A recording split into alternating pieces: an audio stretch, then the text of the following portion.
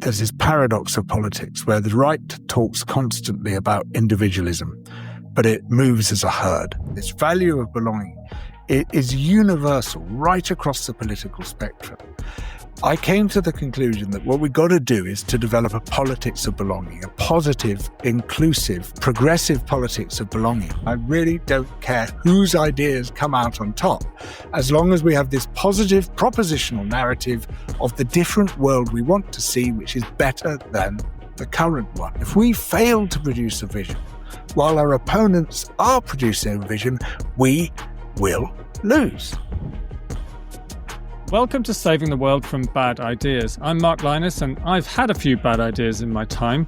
I used to go out in the nighttime to destroy GMO crops, and I also opposed nuclear power. But then when I looked at the science, I found I got it wrong. Oops! I've learned the hard way that none of us are right all the time. So now I'm here to challenge the assumptions that we all too often take for granted, because the future depends on us getting it right. Hello, George. Welcome to the podcast. It's fantastic to have you.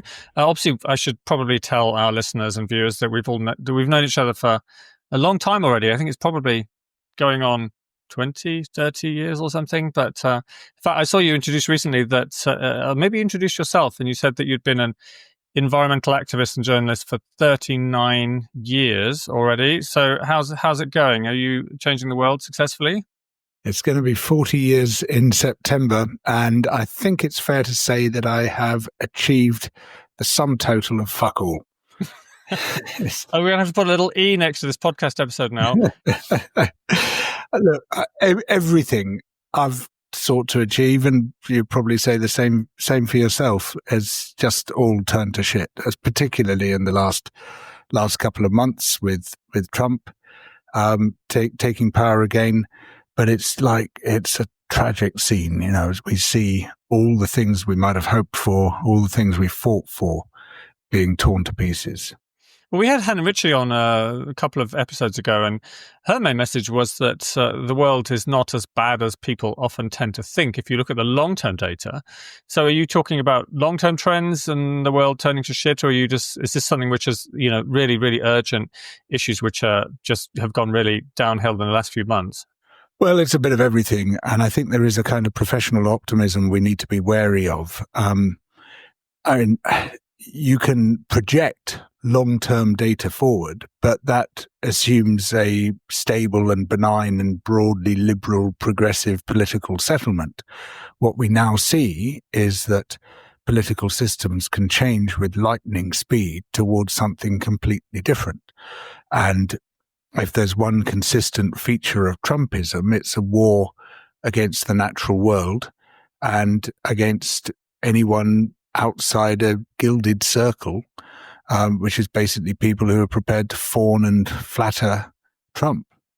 And I feel that we're in a very dangerous place indeed, that all those supposedly assured trends of increasing peace, increasing prosperity, better green technologies and things, all those are now at dire risk if they haven't been nixed already. So the format of this podcast is Saving the World from Bad Ideas, and I think we have you down to save the world from the bad idea that we can, not talk about power when we're fighting our environmental campaigns. So give us a quick summary of why this is your main issue. Well, it's not my main issue, but it's an interesting one to talk about. Sorry, I don't mean to diss the program, but no, it's definitely worth discussing. It's very important because there is a sort of technological determinism among some people, including some people who may be slightly adjacent to yourself, who not you, but some of your associates, who tend to believe that all we need to do is fix the technologies and everything else will follow and be fine. And absolutely, technological change is a crucial component to change. And there are plenty of people on the other side who deride any technological change as a techno fix. And a lot of the time you say, well, what other kind of fix are you proposing? So that's a techno fix for nuclear waste. You say, right, so have you got a non-technical solution for nuclear waste? However, there is a techno-fix mentality which says that all we need to do is to roll out renewables or some other green technology and everything is sorted, which is just as fallacious. There's a sort of mirror effect going on where there's one side which says technology isn't and can never be part of the solution, and another side which says technology is the whole solution. And we've all come across people, I think, on both sides of that divide. Unless you address the problem of power, which is the great political problem which has to be addressed every single day in different ways, depending on the context. But unless you address that problem, all your wonderful new technologies, important as they may be in the right context, without that supporting environment, become useless. So, for instance, we now have all the technologies we might require to create a complete energy transition. Everything from solar panels to small modular reactors, for example. But if you don't have supportive politics, they can be stalled, frozen, nixed by various administrations, as we're seeing right now in the United States, for example. Trump has declared an energy emergency. So you might think he'd say, "Oh, great, let's have lots of new renewable energy." But no, the renewable energy will be frozen so that we can return to developing fossil fuel sources. And you have constantly to challenge the political and economic context in which technologies may or may not be applied. And is that to make sure that the transition actually works? I mean, I guess for me, the fundamental question is whether it's possible to get a clean energy transition and to address the broader ecological crisis within the prevailing capitalist economic system or not. And I've heard you assert that it's not, and I'm never quite sure what to think about this because I'm kind of a pragmatist. I think, well, if we just built enough nuclear power stations, it would all be fine. So I'm kind of amenable to that because it seems like the quickest and simplest way to fix what is a very urgent problem. Whereas if you have to change the entire economic system, then it's kind of not going to happen, and we are going to get very high rates of climate change. So give me some guidance here. Well, the first thing to say is that systems are much easier to change than most people will tell you. I mean, all my working life now, and as I say, 40 years in September, I've been told we don't have time to change the system. All we can hope for is tweaking the existing system, a little bit of incremental change, and eventually this will add up to the change that we want to see. Well, it doesn't, as we're seeing, because while we are tweaking the system, other forces are changing the system. And throughout these 40 years, I've watched how neoliberalism has radically changed the political and economic system and has made it much, much harder to achieve the sort of environmental change that we want to see. And now, just within a handful of years, we've seen how the new forces of the radical right, far right, fascists are once again overthrowing the system and creating a new political system. These things can be done very swiftly and very effectively, and it seems comprehensively. And we've responded to this with timidity. In fact, if you push a lot of environmental groups, or indeed most other groups, particularly the large non-governmental organizations, and you say to them, "What is your theory of change?" In my experience, most of them look at you blankly. And I said, "Oh, a theory of change. Yes, well, that's an interesting one. Yeah, no, it's really important. Yeah, theory. Okay, so what's your theory of change? Well, if we carry on doing this and doing that and stuff, eventually we'll get the snowball rolling. Then it'll happen." You say, "Sorry, is that a theory of change?" The theory of change basically is incrementalism. Incrementalism fails because other people are pursuing systemic change. It will always be rolled back by more ambitious, braver people who are prepared to take huge steps, even if those are steps over the abyss, as we're seeing at the moment. And unless we are prepared to take huge, bold steps, we will always be worsted in this. So when we accommodate to the system and say, oh, it's much easier just to stick with the existing system and to try to tweak it a little bit, as you're just proposing, that's effectively an admission of defeat. We are going to lose if we attempt that approach. So let's look at another aspect of your question, which is this thing of fitting in within capitalism. Now, I've had loads of debates about capitalism, and what I very often discover is that the person I'm debating with doesn't actually know what capitalism is. And very often they conflate capitalism with commerce. Now, commerce is a very ancient thing. We've been doing commerce, buying and selling stuff for thousands of years in various societies.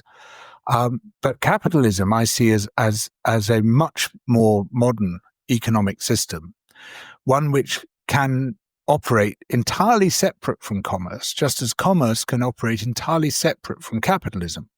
The two things have become intertwined and entangled, but that doesn't mean that they are the same thing. They are very much not the same thing. In fact, in some respects, they're opposites. Now, following the work of the very interesting geographer Jason Moore, I think that there is a very specific origin to capitalism, and that's the island of Madeira in roughly 1450. Now, the anthropologist Carl Polanyi defines capitalism, I think, very successfully as an economic system in which the three crucial economic pillars, land, labor, and money, have been commoditized. In other words, have been stripped of their social and historic meaning and exist purely as instruments. And it's arguable, following Jason Moore, that the first occasion on which this happened was on the island of Madeira.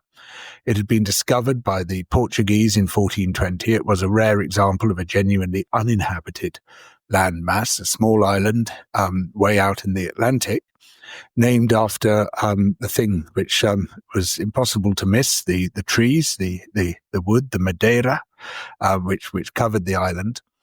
And for a few years, they started doing what they had done on the Portuguese mainland, cut down some trees, useful for making ships, run a few pigs and cattle on the land. And then someone realized that it was a good place for growing sugar.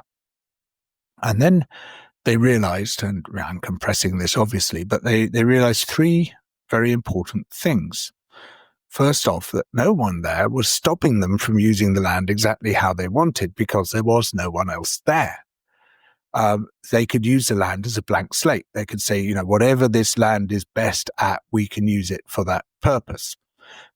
You didn't have to ask anyone's permission. You didn't have to negotiate with any society. You didn't have to be dominated by any historic tradition because there were none there. The land could be completely commoditized. And when they realized that this was good land for sugar, they realized they would need some labor for growing that sugar. So they could have hired some people. They could have extended the broadly serf-based system in Portugal. But some bright spark realized we don't have to do that. We could instead seek purely commoditized labor, which is slavery. And slavery is a form of labor which is completely stripped of humanity, stripped of society, stripped of history. The humanity of the slaves is not recognized. So they are just units of labor. They are pure instruments. And then they said, right, where are we going to get the money for this from?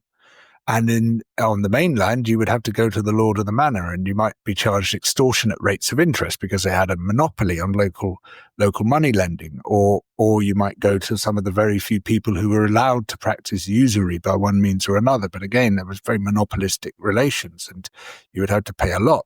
But these people could go to wherever the cheapest source of money was because they weren't governed by those same relations. So they went to Flanders and went to Genoa and got cheap money. And the money, again, was just an instrument. It wasn't surrounded by those social relations.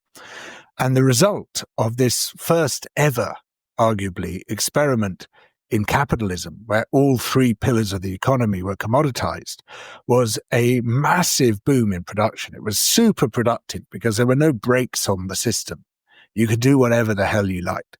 And very rapidly, this tiny island became the major source of sugar exports worldwide. Pretty extraordinary, really. And this very productive system they'd discovered, where you could milk the money, you could milk the labor, you could milk the land, however you wanted. But what happened with equal speed was that it peaked and then crashed, and sugar production fell by roughly 80% in the 20 years following the peak. And the reason for that was that this highly efficient system ran out of Madeira. Madeira ran out of Madeira, and you need about 60 kilograms of wood to refine a kilogram of sugar in the boilers. The slaves had to go further and further afield to find this wood, so the productivity of labor collapsed. And then they did what capitalism has gone on to do ever since. Having exhausted that commodity, they quit, and they moved the whole operation onto San Tomé, another recently discovered island in the Atlantic. All this was before Columbus had reached the Americas, but when San Tomé was exhausted, suddenly they had a whole new frontier to exploit, and they moved up the coast of Brazil, burning through the coastal forests, enslaving the indigenous people, destroying whole societies, until they exhausted those opportunities and moved into the Caribbean, by which time they'd been joined by the English, the Spanish, the Dutch, and many others. And so this is capitalism. And what it does is to boom, bust, quit. It's constantly developing and destroying new frontiers. It seizes common property through violence or the threat of violence and turns it into private property. It's not at all the same as commerce. There was no commerce involved in the production of that sugar because there was no one there to trade with. There was no commerce involved in the slave plantations in the Caribbean. Sure, once you'd produced the sugar, then you might trade it for other things. But in the production of the sugar, there was no commerce. And so, we have this sort of constant debate about capitalism without defining what it is we're talking about. And you hear people very often saying, oh, it's easier to imagine the end of the world than the end of capitalism. Well, of course it is, if you don't know what capitalism is. If you can't imagine capitalism in the first place, how can you imagine the end of capitalism? And this is a sort of classically lazy formula of being just sort of where you admit to the limitation of your moral imagination and don't seek to overcome that limitation. Right. So, aren't you conflating capitalism with colonialism, though, in that example? Because capitalism is built on colonial looting. This is why it's a novel system, which because you couldn't create that complete commoditization until you had a colonial frontier on which you could strip away all prior relations and rights, and that's what colonialists do. Whereas at home, it's much, much harder to do that. Of course, once capitalism became well established, you could then bring it home, and we've seen the horrendous impacts of that. But this, the idea that this is somehow the same system as commerce is woefully mistaken. No, I hear you, but if that were as true as you assert, we'd all be slaves living in a kind of capitalist North Korea. I mean, the world has got, there's been a development miracle. Extreme poverty levels have plummeted. Infant mortality has plummeted. We've had a medical revolution. We've had the welfare state. I mean, people are better off in all sorts of very measurable ways, obviously at the expense of the natural world to a very substantial extent, hence the ecological and climate crises. But the idea that you seem to be stating that somehow capitalism has been this uniquely negative experience for humanity, that seems to me to be not quite right. Well, what we've seen is a vast mobilization of natural wealth and its transformation into liquid wealth. And much as a tiny oligarchic class might try to keep all that to themselves, they're unable to do so. And some of that wealth has seeped out into wider society. Well, you could say trickle down, but it's people have managed to hold on to some of it before it all goes into the pockets of the very few. And what we've seen in many countries around the world is democratization movements. I won't say democracy. I don't think we've ever experienced democracy. A country like ours, the United Kingdom, is about 5% democratic. We have elections once every 5 years. And in between those elections, politicians can do whatever the hell they can get through Parliament without further reference to the people. It's a centralized hierarchical system with some faint democratic features. That's about the best that can be said for it. But those faint democratic features can be quite important, and they can secure for people a small share of that much larger cake than there was before. A cake, incidentally, which you cannot keep growing because eventually you mobilize so much natural wealth that there's very little left to mobilize, and the remaining resources can be extracted only with much greater energy and much greater difficulty and expense. But what we see is that democratization, advocacy, the ability of very large numbers of people to get together, largely because they were compressed together into an industrial workforce to serve capitalism, that, as Marx and Engels predicted, has backfired on capitalism to some extent, not nearly the extent to which they predicted. In fact, the places where it took off most were in feudal rather than entirely capitalist societies. However,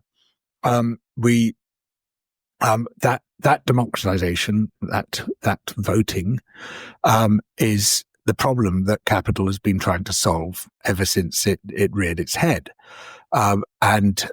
Because when people are allowed to vote, they demand all sorts of outrageous things which capital doesn't want to give them, like a share of the wealth. In other words, better wages for the labor which has been seized by others and is being exploited by others, shorter working hours, not having their arms torn off by machinery, decent housing, clean air, clean rivers, public services. Yes, these utterly unreasonable demands, which of course capital does not want to concede.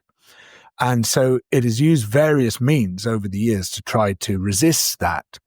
And it found a highly effective means in the form of fascism, which was backed by extremely rich people, and was a highly effective means of crushing democratic movements, of shutting down the democratic voice, and ensuring that far more of the spoils went to the oligarchs. That ran into certain difficulties in 1945, but just in the nick of time, neoliberalism came along, first formulated clearly in 1944 in the books of Friedrich Hayek, The Road to Serfdom, Ludwig von Mises, Bureaucracy. And while the ideas of neoliberalism were widely considered outrageous by most people, for some of the richest people on earth and the richest corporations on earth, they were considered manna from heaven, and they poured money into an international neoliberal network. It was a bit ironic. I always thought that neoliberalism was first. I mean, so Friedrich Hayek's argument was that the road to serfdom was essentially the state bureaucracy. So any kind of welfare state would lead to kind of communism, essentially. But the neoliberal experiment was first begun, as I understand it, in Pinochet's Chile, and an entirely dictatorial, violent system. I mean, that seems to be a bit of a contradiction. Yeah, it was a classic slippery slope fallacy. If you have a welfare state, if you have public services, if you have any concern shown by a government for its people, that will lead inevitably to totalitarianism. It'll lead to Stalin, it'll lead to Hitler. That was basically what Hayek was saying. That was his road to serfdom. And that's, a well-recognized fallacy. A philosopher will tell you the slippery slope argument is basically a false argument.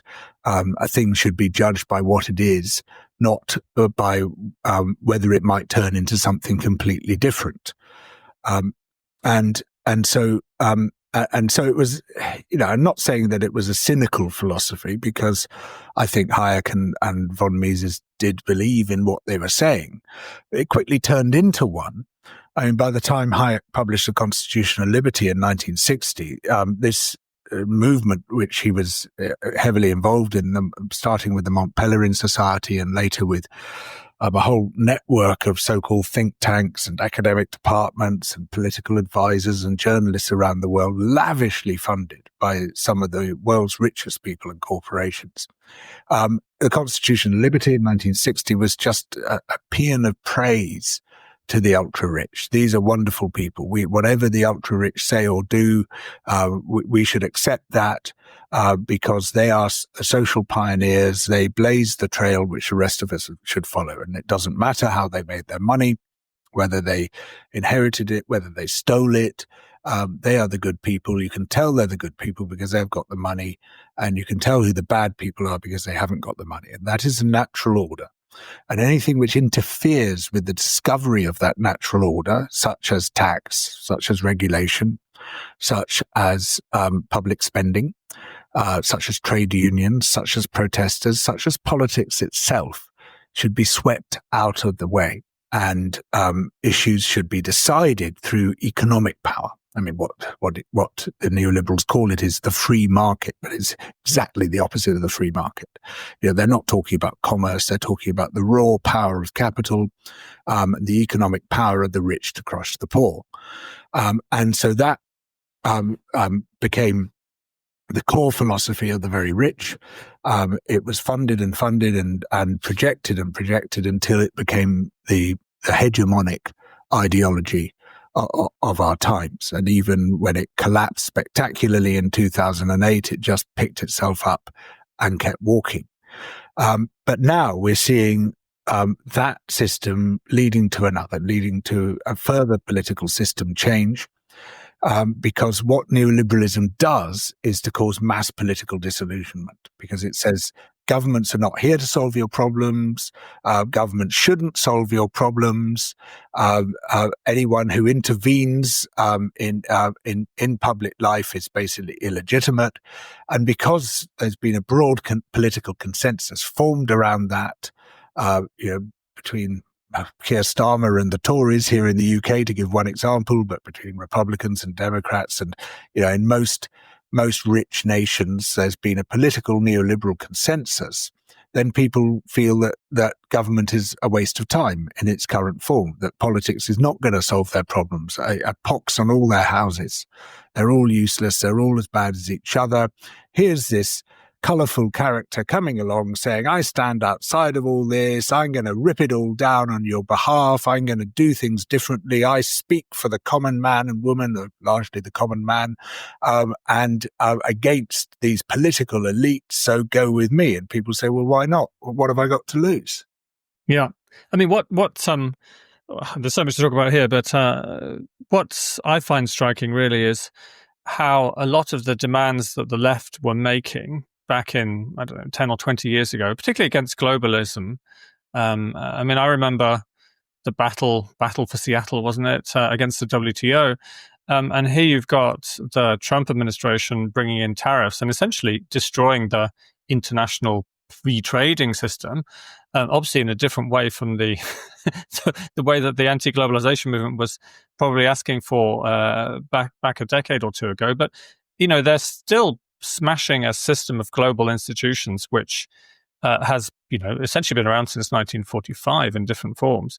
And I'm not quite sure whose interests they're serving or why they're doing this, but they seem to have been voted into power by working class people who are voting for them for cultural reasons, partly, that they feel that the sort of liberal elite, the whole woke thing feeds into this as well, of course, is looking down on them and is all very snooty. And so let's vote for a crazy outsider, like a kind of crazy clown, I think you've said, like Trump or Bolsonaro or whoever these people are, who are going to smash the system because the system is so fundamentally rotten it might as well be destroyed. Sure. So the far right is always opportunistic. It's ideologically incoherent. It always has been. It's not socialist. It's not communist. It's not purely capitalist. It's not this, that. It's whatever works. Because basically we're talking about highly unscrupulous people, and so they'll just seize on anything which will serve their purposes. Politics is entirely instrumental to them.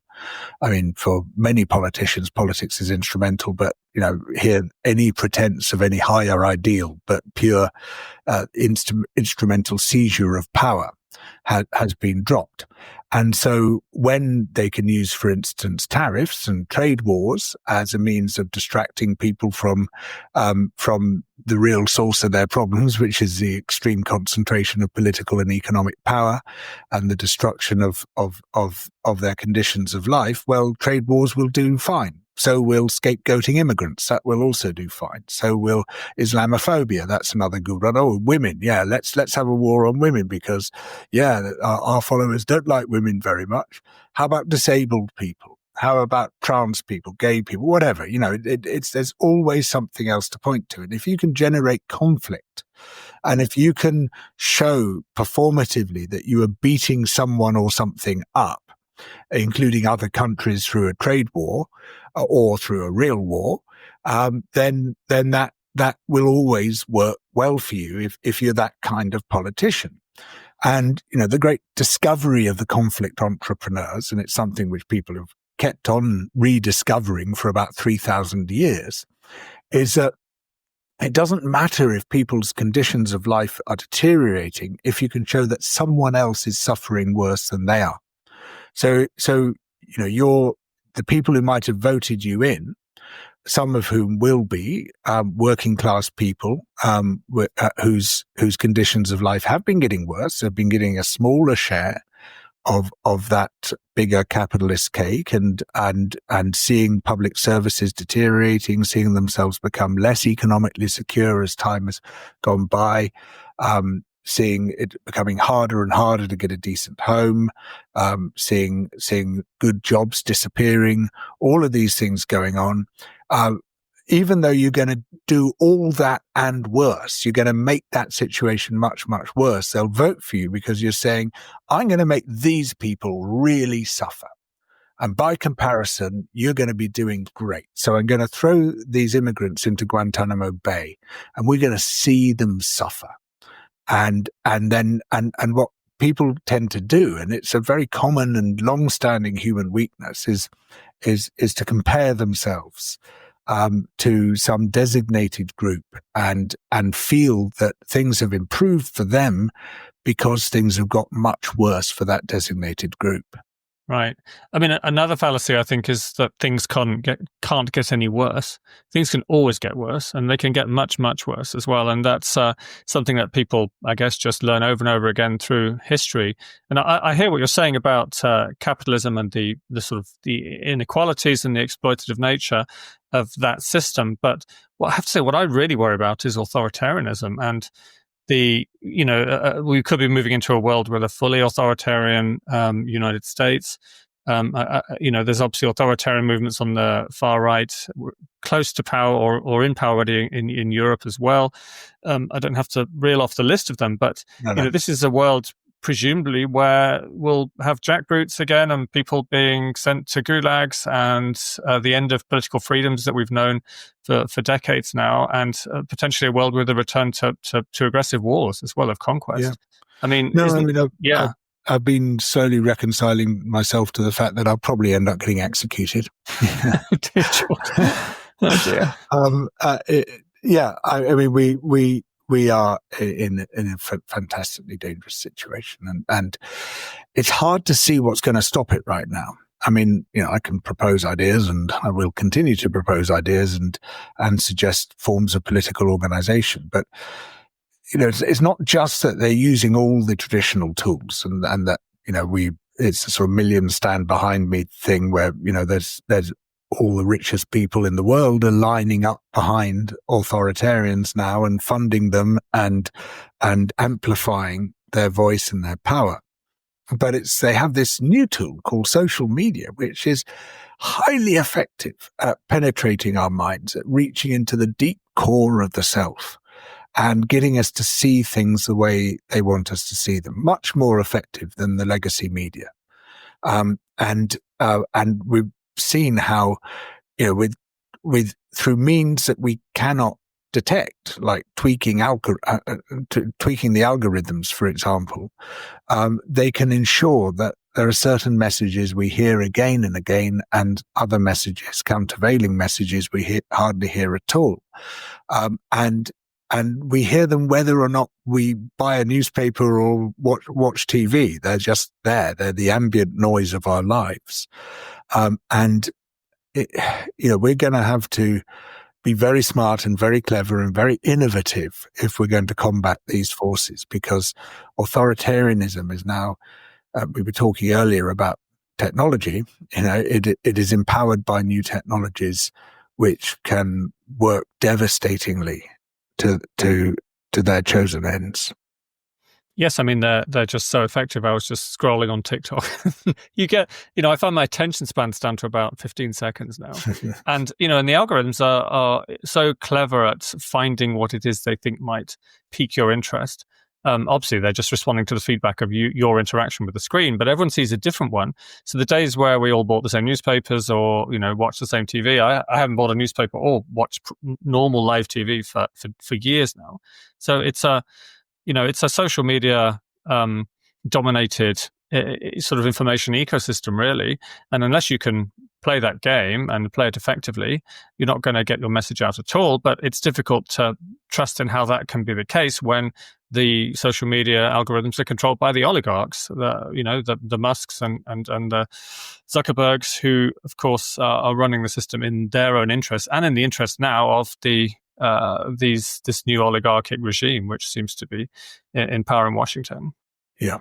I think, we can discover means of fighting this new authoritarianism, but we haven't discovered those means yet, not the effective ones. And I think what I fear more than anything is that the opposition remains weak and timid when it needs to be very strong and very determined. So, for instance, come back to our own country, the UK, it's almost as if the current government is rolling out the red carpet for the far right, because it's telling us, oh, no, you can't have good things.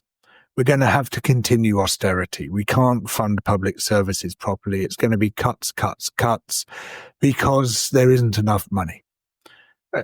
Clement Attlee never worried about that. He just spent the bloody money, and he knew that if he spent the money, that would generate money, and it would, by spending into public services, you employ more people and money gets circulated back into the economy. But this lot are still locked into neoliberal orthodoxy. Trump doesn't care about neoliberal orthodoxy. He's abandoned all that. He's jettisoned that. That's fine. I mean, he'll apply some aspects of it to the nth degree, but other aspects, to hell with it. We'll have a trade war. Why not? Whoa! But this lot, those who are supposed to oppose that on our behalf, they're completely locked into this rigid way of thinking, which has unfailingly delivered right-wing or authoritarian parties to power. Because there's this lovely definition by Professor Will Davis of neoliberalism. Neoliberalism is the disillusionment of politics by economics. It is a disillusionment machine. It says politics cannot solve your problems, should not solve your problems, will not solve your problems. And when you have governments like Keir Starmer's, like to a lesser extent Joe Biden's, who are saying, yeah, we buy that. We're not actually here to change the system. We're not here to fix things. We're not here to transform your lives. We'll give you little bits, crumbs, but we're not going. You won't notice any really big difference. Then that's just an open invitation to be usurped by the far right. And it's even worse when they then try to steal the clothes of the far right and say, oh, a lot of people are voting for the far right, therefore we should be more like the far right. Let's have a really nasty immigration policy. And all that does is to legitimize far right positions, to say, these Trump and Farage and they've got a point. Yeah, absolutely. If even Labour or the Democrats are saying this, then they must be right. So let's vote for them. How many times do we have to learn this lesson? How many times do governments need to make the same mistakes after Italy, after Hungary, after Austria, after the Netherlands, after Sweden, after Finland, all these unlikely places, after Germany, after France, where we see this far right resurgence and governments respond to it by pandering to the far right, and lo and behold, the far right does even better. How many times do we have to keep making that mistake? So why is it so difficult to advance a radicalism from the left in that case? I mean, Trump is radical. He's completely reversed decades of US policy on Russia, let's say, and everyone's just had to go along with it, and it's suddenly a new reality. I mean, I guess Bernie Sanders tried it again, looking at the US, but that didn't succeed. Why not? And it didn't succeed partly because he was crushed by the Democratic Party. Just as, here in the UK, Jeremy Corbyn was massively undermined by his own party. I mean, there were lots of other factors as well. There's no single issue, but these party establishments cannot tolerate that sort of radical left challenge, even though it could be the only thing that will ever rescue them. From complete oblivion. But they don't tend to win elections. I mean, I don't know whether Bernie Sanders would have beaten Trump. We'll never know that. But Jeremy Corbyn was tried and failed very badly at the ballot box. Well, he very nearly won in 2017. He lost very badly in 2019. Right. But by then, the whole project had completely fallen apart.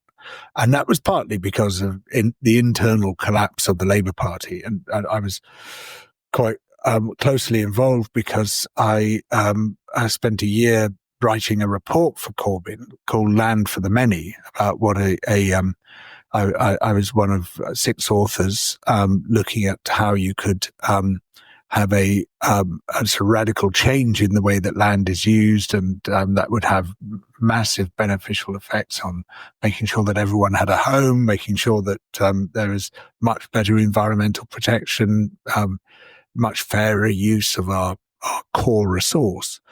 And because I was editing the report and I was working quite closely with his team, I saw just how much chaos and dysfunction there was within it. It wasn't just the Labour right attacking the Labour left. There was huge infighting, internecine wars within the Labour left as well.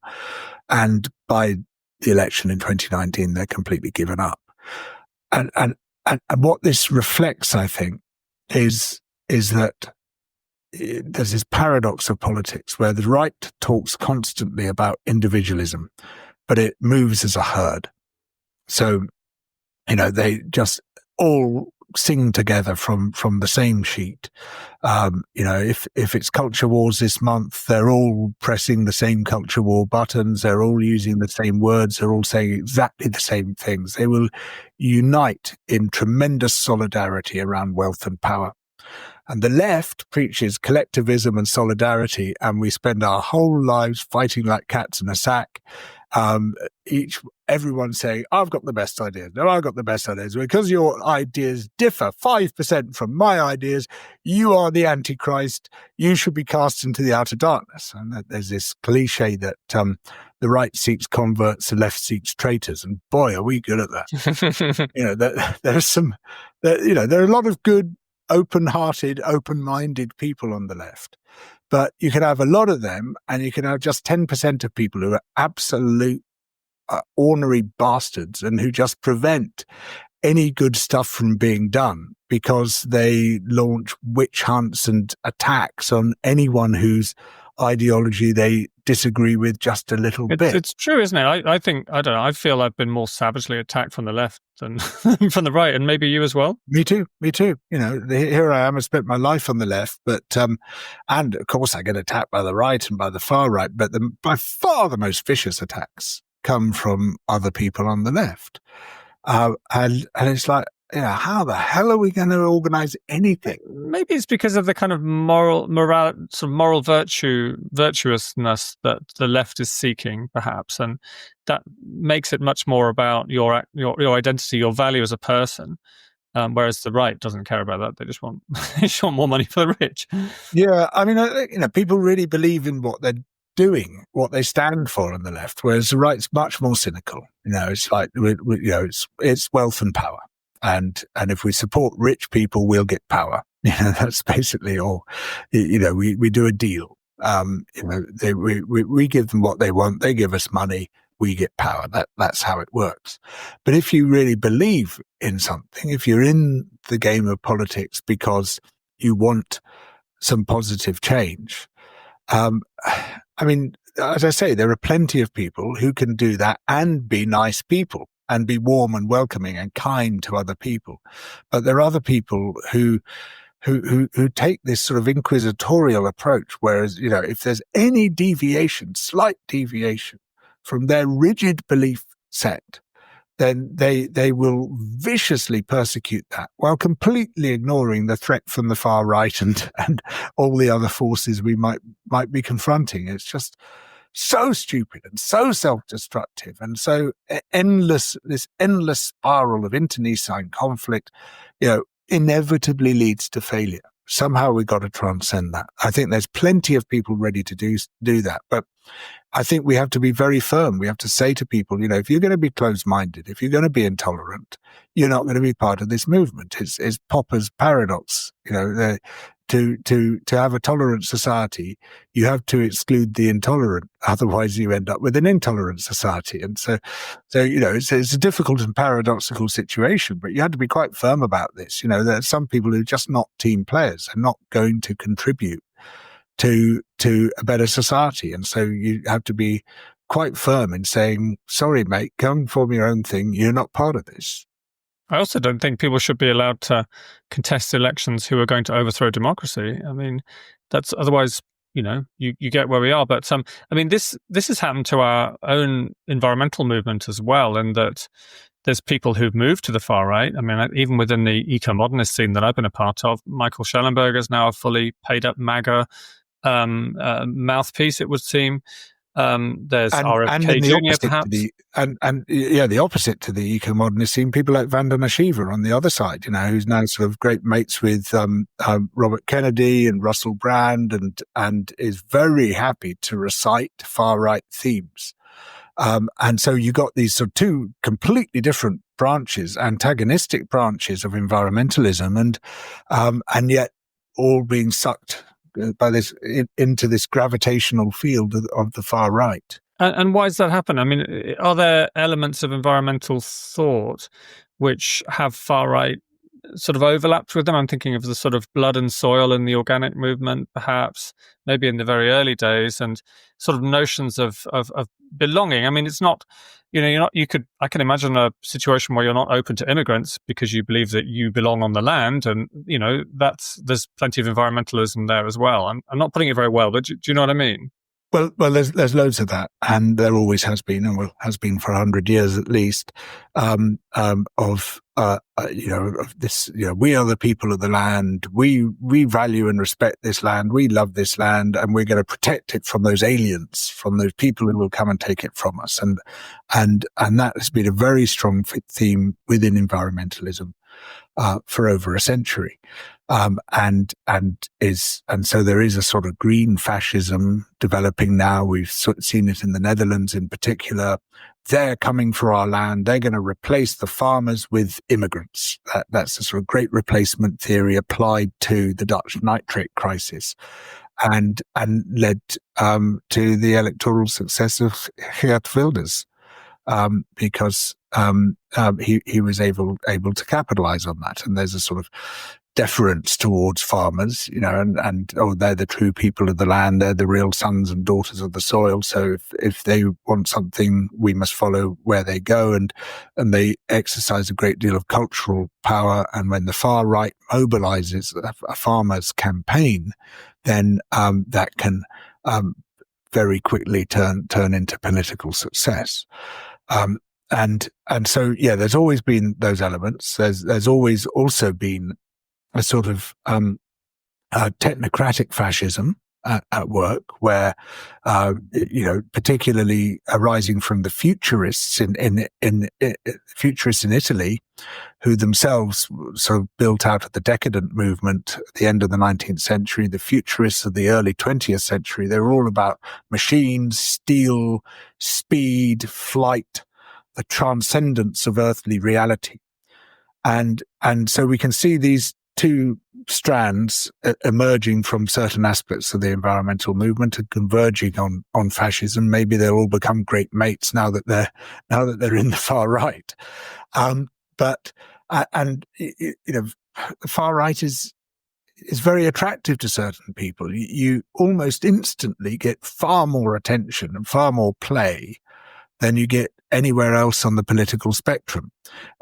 Because of the algorithms, because these very simple, stark messages are much easier to put out than the more complex and nuanced things that you and I might talk about.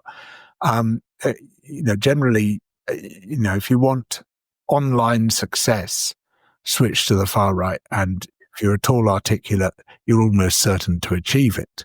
Whereas, on the left or elsewhere, it's much more of a struggle. So for opportunists, that'll be an attractive option. But what we're seeing is people from all walks of life being drawn to the far right now for all of those reasons. So the problem is you sort of end up defending the status quo ante, don't you? And almost it feels like you're defending an ancien regime of sort of gradualist centralism. And I worry. Go on, yeah. Well, that's the problem if you don't have an alternative vision of your own. And in your previous question, you mentioned the issue of belonging, and I think that's absolutely crucial. So one of the exercises I did a few years back was to say, we need to name our values. What are our values? And so I made a list of my sort of dominant values, the things which values are things you can express with one word. So, for instance, kindness is a value, or community is a value, or strength is a value, or honesty is a value, or loyalty is a value, or truth is a value. And so I sort of said, right, what are the values I value most? And they are things like community, kindness, family, friends. There's friendship rather. Friends are not a value. Friendship is a value. Things like that. And I thought, which of the things that I most value, and which of the things that we most value on the left, are valued right across society? And the one which came bouncing out at me was belonging. Because you can go to the far right and say, we should all be kind to each other. And they say, fuck off. Kindness? What sort of a pussy are you? Cuck, soy boy. We don't want to hear about kindness. We don't want to hear about empathy, about altruism. Belonging. Yeah, everyone wants belonging, right? And belonging is very strong on the far right. It's a very stark form of belonging where you all have the same skin color and the same haircut and the same uniform, and you march to the same music. And you shout the same slogans, and for lonely young men, it can be very attractive because you're part of something. Here's your community. We've got a community right here for you. You join this, you'll never be lonely again. And what we mean on the left by belonging, is an inclusive form of belonging. We might have a neighborhood where everyone is welcome. Everyone can be part of things. We'll set up community actions where, you can all come and join in. We can all work together to make a better neighborhood, etc. Because, even if we see it in different ways, the notion of belonging, this value of belonging, is universal right across the political spectrum. I came to the conclusion that what we've got to do is to develop a politics of belonging, a positive, inclusive, progressive politics of belonging, where we say, unless we create an inclusive belonging, unless we make everyone feel welcome in a positive way, the fascists will create an exclusive belonging and draw people to them. And so what I've tried to do with Peter Hutchison, my co-author in my latest book, The Invisible Doctrine, is to say, look, what would a politics of belonging look like? A positive politics of belonging, and seek to develop that. Now, I'm not saying that we've necessarily got the right answers. I don't think any one person or two people have got the right answers. It needs to be a collaborative effort. But it's that sort of positive vision where we say we've got this propositional idea where we've got something which could theoretically appeal to people right across the spectrum. Lonely, isolated people, come here, we've got something for you. We've got a community for you to be a part of. a community where you can feel you belong to something, where you feel you're not on your own anymore. And we can do that in a positive way, which is not only going to make you feel great, but is going to make other people feel great as well. I think we've got a potential to appeal very broadly with a framing like that, and with the framing of the story which Peter and I have tried to come up with, which reinforces that. I won't go into the details, but they're all in the book if anyone's interested, on the off chance. But you're right. If we don't have that alternative proposition, absolutely we will lose. We will endlessly lose, and there will be no resistance, because resistance has to involve that positive attempt to change the system. If you're not trying to change the political system and the economic system, and if you don't have a coherent story to tell about how you intend to change those systems, you will lose. Incrementalism means failure. Well, I don't want to let you go before you give us some advice about how to do this. I mean, we started with a movement that we called eco-modernism. You've engaged with that a bit. You've been quite critical of it. Although I think your Regenesis book was pretty eco-modernist in many ways. We could discuss that another time maybe. But I'd say that. Yeah. I don't know. I'd love you to give us some advice for how we build a kind of progressive, pro-science, environmental movement that's pragmatic, but also does engage with this issue of power, and also does try to figure out positive ways of belonging that can really give people something to believe in as a real alternative to this kind of march of fascism. Yeah, so part of what I've been trying to do is to promote what I call private sufficiency, public luxury, and to say, drawing on environmental science, what we know of planetary boundaries, we cannot seek what capitalism tells us it will deliver to us, and patently will not, because it is a system based on exploitation, a situation in which everyone enjoys private luxury. The only reason that some people can enjoy private luxury today is that other people don't. One, because they've exploited other people's labor and stolen other people's resources in order to create that private luxury. But two, because there's simply not enough physical space, let alone ecological space, for everyone to pursue it. I mean, it's literally an impossible dream. You can't all have your massive garden in the capital city. You can't all have the vast mansion. You can't all have the second and third and fourth homes. You can't all have your yacht in the marina and whatever else, your private plane that extremely rich people have, because there's not even the physical space. There's not enough land on Earth for people for everyone to have those things, let alone the ecological space. Roman Abramovich is said to have a carbon footprint of 30,000 tons per year of CO2. That's 15,000 times the footprint which is considered the maximum global average footprint to stay within various planetary boundaries, which is probably itself too much. So if we all live like Roman Abramovich, the planet's screwed in about 10 minutes. We just cook ourselves straight off. It's just an impossible proposition, but it's a reason that people consent to capitalism, because they believe that they're temporarily embarrassed millionaires. They think the finger is going to point to them next, and that they can be the ones with the. It's true. Actually, I've got a friend who's got a tennis court, but it's no good to him on his own. So I've encouraged him to join our club, and he has a much better time with like 20 or 30 people to play tennis with. And I guess that's it's a communal experience, and it has that social element, which is actually much more valuable than the private one. So we can have luxury, but public luxury. We can have magnificent public tennis courts and public swimming pools and public art galleries and lots of other public wonderful things which allow us to live a life of luxury, but don't take that away from everyone else. And because there are many, many people sharing those resources, as you say, you don't need to keep on replicating those resources. You need far fewer of them. So private sufficiency, I'm not someone who believes that all our property should be taken away from us. I think we should have our own modest domain, a modest home with our things in it. That's fine.